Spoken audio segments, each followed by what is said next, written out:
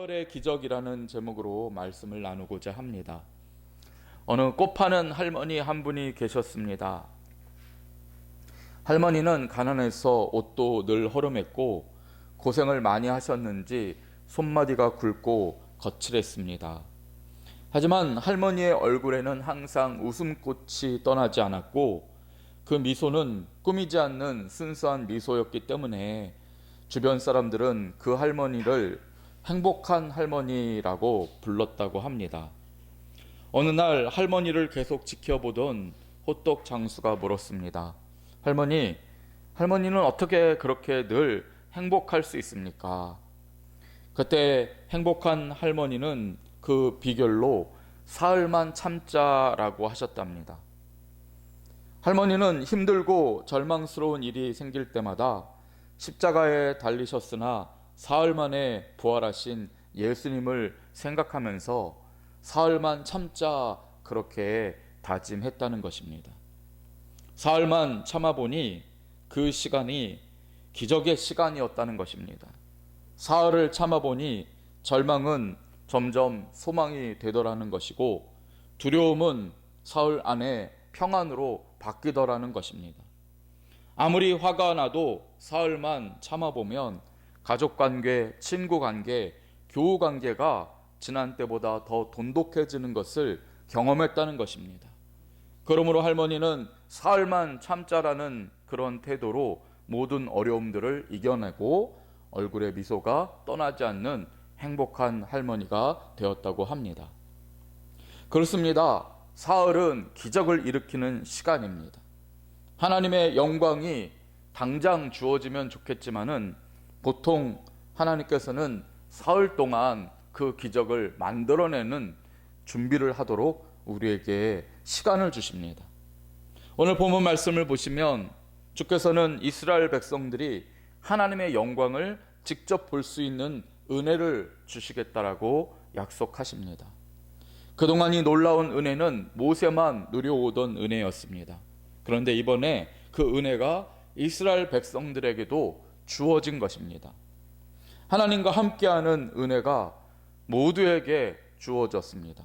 하지만 오늘 본문을 자세히 보시면 이 기회를 모든 사람이 얻었지만 정작 그 은혜를 누린 사람은 모두가 아니었다는 사실을 알게 됩니다. 우선 본문 14절을 보시면 모세는 시내산에서 내려와 백성들을 성결하게 했다 그런 말씀이 나오죠. 성결은 카다시입니다. 카다시는 거룩이라는 말인데요. 그 뜻은 구별하다라는 뜻입니다. 이 단어가 제일 먼저 사용된 곳이 바로 창세기 2장이죠. 주께서는 엿새 동안 온 세상을 창조하신 뒤에는 일곱째 날을 카다시 하셨습니다. 따로 떼어놓으셨다는 것입니다. 그날을 거룩하게 하시고 그날에 복을 주셨다. 창세기 2장이 기록하고 있습니다. 그러므로 오늘 본문에서 모세가 백성을 카다시 했다, 성결하게 했다는 말은 이스라엘 백성 중에서 여호와가 함께 하시는 그 은혜를 누릴 사람들을 따로 떼어놓았다라는 그런 뜻이 됩니다. 하나님의 영광을 누릴 수 있는 기회는 모든 사람에게 열려 있었습니다. 하지만 실제로 모든 사람이 그 은혜를 누린 것은 아닙니다. 왜 그랬을까요? 디모데후서 2장 20절 이하를 보면 사도 바울은 다음과 같은 말씀을 하고 있습니다. 큰 집에는 금그릇과 은그릇뿐 아니라 나무그릇과 질그릇도 있어 귀하게 쓰는 것도 있고 천하게 쓰는 것도 있나니 그러므로 누구든지 이런 것에서 자기를 깨끗하게 하면 귀히 쓰는 그릇이 되어 거룩하고 주인의 쓰임에 합당하며 모든 선한 일에 준비함이 되리라 말씀하고 있습니다. 큰 집에는 수많은 그릇들이 있습니다. 금그릇도 있고 은그릇도 있습니다. 나무그릇도 있고 질그릇도 있습니다. 신분 고하를 막론하고 수많은 그러한 사람들이 있습니다. 하지만 정작 하나님께서 거룩하게 하시고 귀하게 쓰시는 그릇은 어떤 그릇입니까? 깨끗하게 닦이는 그릇입니다. 준비된 그릇만 하나님의 손에 쓰임을 받는다는 것입니다. 모든 사람에게 하나님의 영광을 누릴 수 있는 기회가 주어진 것은 사실입니다. 그러나 주님의 은혜가 아무에게나 온다면 다 주는 싸구려 사은품은 아니지 않습니까? 하나님의 은혜를 싸구려 사은품처럼 생각하는 사람은 모두가 다 누려야 된다고 생각하지만 실제로는 그렇지 않습니다. 모두에게 기회가 주어졌지만 그 기회를 살릴 수 있는 사람은 극히 한정되어 있습니다. 모세가 거룩하게 구별한 사람이 과연 몇 명인지, 몇만 명인지 얼마인지는 모르겠지만 그 자격은 신분고와는 상관이 없습니다. 그보다는 주님의 영광을 누리기 위한 합당한 준비를 할 수 있는 사람, 그런 사람이 이 기회를 얻게 됐습니다. 본문 10절, 14절을 보시면 모세가 따로 떼어놓은 사람들이 자기 옷을 빨았다라고 되어 있습니다. 그들은 하나님이 함께 하시는 은혜를 받기 위해서 자신을 철저하게 준비했다는 것입니다. 수고하고 애를 썼다는 것입니다. 첫 번째로 하나님의 기적이 일어나기 위해서는 모두에게 기회가 주어졌지만 특별히 자신을 준비한 사람에게 이 은혜가 오는 줄을 믿습니다. 자신을 성결케 하고 날마다 하나님 앞에 벌어서기 위해서 수고하고 애쓴 사람이 이 기회를 잡는 것입니다. 또한 본문 15절을 보시면 하나님의 은혜를 받으려는 사람은 참아야 했다는 사실을 알 수 있습니다. 모세는 주님의 영광을 보기 위해 구별된 사람들에게 말하기를 여인을 가까이 하지 말라 명령합니다. 본문에 나오는 여인이라는 단어는 원어로 이샤입니다. 들어보셨죠? 이 단어는 가장 먼저 사용된 것이 하나님께서 아담을 깊이 잠들게 하시고 그 갈비뼈를 가지고 이 여인을 만들어 아담에게 이끌어 오지 않았습니까? 이때 아담은 이 여인을 처음 보았을 때에 그 육체의 아름다움에 감탄하여서 이샤, 이 여자를 이샤라고 했습니다. 사실 이 여인은 나중에 하와가 됩니다. 아담이 육체적으로서의 여인이 아니라 그녀의 인격, 그녀의 어떤 영혼, 그 사람 자체를 제대로 알게 된 다음에는 이름을 하와라고 고유명사로 불러주었습니다. 그렇기 때문에 오늘 본문에 나오는 이 이샤라는 단어, 여인이라고 번역된 이 단어는 하나의 인격적인 주체를 가진 여성을 말하는 말이 아니라 이 육체만을 말하는 것입니다. 성적 즐거움의 대상으로 보는 여성의 육체를 의미하는 단어라고 할 수 있습니다. 그렇기 때문에 이샤라는 단어는 성경에 보면 때로는 몸 파는 여자를 가리킬 때 사용되기도 합니다. 이 여성을 가까이 하지 말라라고 모세가 말하고 있습니다. 세상적인 그런 헛된 즐거움을 참으라는 것입니다. 이스라엘 백성에게 주님이 주신 율법의 조문들을 보면 그동안 이스라엘 백성들이 세상 사람의 눈으로 보더라도 눈살을 찌푸릴 만큼 성적으로 타락했다는 사실을 알 수 있습니다. 그들은 형제의 아내와 동침하거나 장모와 동침하거나 근친상간까지 해왔습니다.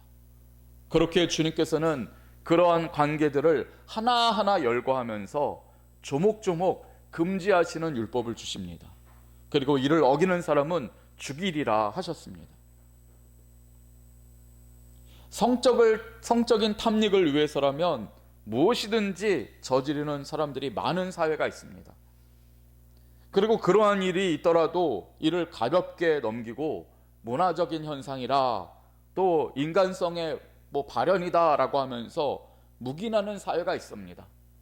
그런 사회는 망합니다. 한때 일본의 지진이 끊어지질 않았고 수시로 쓰나미가 덮친 이유는 저 개인적으로는 그런 성적인 타락이 이유라고 생각합니다. 지금은 우리나라가 지진 안전지대가 아니죠. 점점 지진 위험 지역이 되고 있는 이유도 저는 거기에 있다라고 생각합니다. 소돔과 고모라가 멸망한 이유는 성적 타락 때문이었습니다. 베스비우스 화산이 폭발한 이유도 근처에 있던 타락한 섬 폼페이를 화산재로 뒤덮기 위해서였습니다. 화산재가 순간적으로 덮이는 바람에 폼페이에서 죽을 때 사람들의 그 현장 상황이 그대로 보존되게 되었는데요. 그렇게나 많은 죽은 사람들이 동성애를 하다가 죽은 사람, 음란을 하다가 죽은 사람, 말 못하는 동물을 성적 도구로 하다가 죽은 사람 등이 그렇게나 많다고 합니다. 성적으로 타락한 사회, 성적으로 타락한 개인은 망할 수밖에 없습니다. 하나님의 영광을 보려는 사람은 이와 같은 성적 타락을 비롯해서 세상에 자신의 그런 쾌락을 위해서, 자신의 헛된 욕망을 위해서 사람까지도 도구로 삼는 그러한 모든 일들을 멈추고 참아야 합니다. 주님은 마태복음 5장 28절에서 말씀하십니다. 나는 너희에게 이르노니 음욕을 품고 여자를 보는 자마다 마음에 이미 간음하였느니라 말씀하고 있습니다. 여호와의 영광을 누리고자 하십니까? 여호와의 놀라운 기적의 은혜를 누리고자 하는 사람은 이와 같이 마음으로부터 짓는 그 모든 탐닉들, 그 헛된 즐거움을 누리려고 했던 모든 것들을 참아야만 합니다. 그러므로 오늘 말씀을 보시게 되면 이스라엘 백성들 중에 선택된 자들은 주님과 함께하는 놀라운 영광을 누리기 위해서 준비해야만 했습니다. 첫째, 자신을 거룩하게 하고 성결케 하는 일을 준비해야 했습니다. 둘째는 세상에서 누리던 즐거움을 참아야 했습니다. 그리고 주님의 영광을 바라보며 기다려야 했습니다. 한마디로 사흘 동안 참고 준비하며 기다렸다라고 말할 수 있습니다. 이렇게 사흘 동안 참고 준비되며 기다렸던 그들에게 어떤 일이 일어났는지 오늘 본문 16절은 다음과 같이 기록합니다. 셋째 날 아침에 오레와 번개와 빽빽한 구름이 산 위에 있고 나팔 소리가 매우 크게 들리니 진중에 있는 모든 백성이 다 떨더라 말씀하고 있습니다. 나팔 소리가 들려오기 시작합니다. 오레와 번개가 치는 가운데 빽빽한 구름 속에 주님께서 그들 곁으로 다가오셨습니다. 그러자 백성들은 떨었다라고 성경이 말씀하고 있습니다. 그 떨림은 거룩한 두려움에서 나오는 떨림입니다. 말할 수 없는 기쁨 때문에 떤 것입니다. 주체할 수 없는 감격 때문에 그들은 떨었다는 것입니다. 인간이 이 세상에서 감히 누릴 수 없는 그 큰 은혜를 그들이 경험하게 되었습니다. 이 일은 그들이 사흘 동안 준비하고 참고 기다려왔기 때문에 이루어낸 놀라운 기적의 은혜였다고 볼 수 있습니다. 성도 여러분, 우리가 이 날을 기다리지 않습니까? 어느 날 우리가 나팔 소리 듣게 될 날을 기다립니다. 우리 주님께서 이 땅에 다시 오실 때 나팔 소리 울게 될 것이고 구름 타고 주님이 빽빽한 하나님의 영광 가운데 이 땅에 다시 오시게 될 것입니다. 그때 그날이 심판의 날이 아니라 주님과 함께 다시 만나는 놀라운 은혜, 정말 덜덜덜덜 떨릴 정도로 크게 감격하고 큰 기쁨을 누리는 날이 되기 위해서는 우리도 사흘 동안을 참고 준비하며 기다려야 하는 것입니다. 주님의 날이 다가올 때, 아니면 우리가 주님께로 가기 전까지 그 놀라운 일들을 기다리다 보면 주님의 구원은 우리 것이 될 것이고 주님의 영광 가운데 영원히 거하는 그 놀라움이 계속되게 될 줄을 믿습니다. 호세아 6장 1절 2절을 보시면 다음과 같이 말씀하고 있습니다. 오라 우리가 여호와께로 돌아가자. 여호와께서 우리를 찢으셨으나 도로 낫게 하실 것이요 우리를 치셨으나 싸매어 주실 것임이라. 하나님께서 모든 것을 회복하시는 그날에 대해서 호세아는 말하고 있습니다. 그런데 그 다음 구절에 다음과 같이 말합니다. 여호와께서 이틀 후에 우리를 살리시며 셋째 날에 우리를 일으키시리니 우리가 그의 앞에서 살리라. 그렇습니다, 성도 여러분. 셋째 날에 주의 영광, 주님의 영원하신 동행이 우리와 함께 하신다는 것입니다.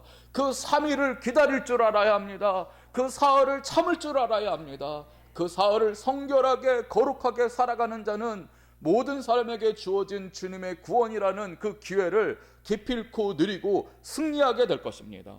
오늘도 하루를 주님 앞에 온전히 내어 맡기고 성결하게 그리고 기다리며 참으며 주님의 기쁨이 되는 우리 모두가 되시기를 주님의 이름으로 축원드립니다. 아멘. 기도하겠습니다.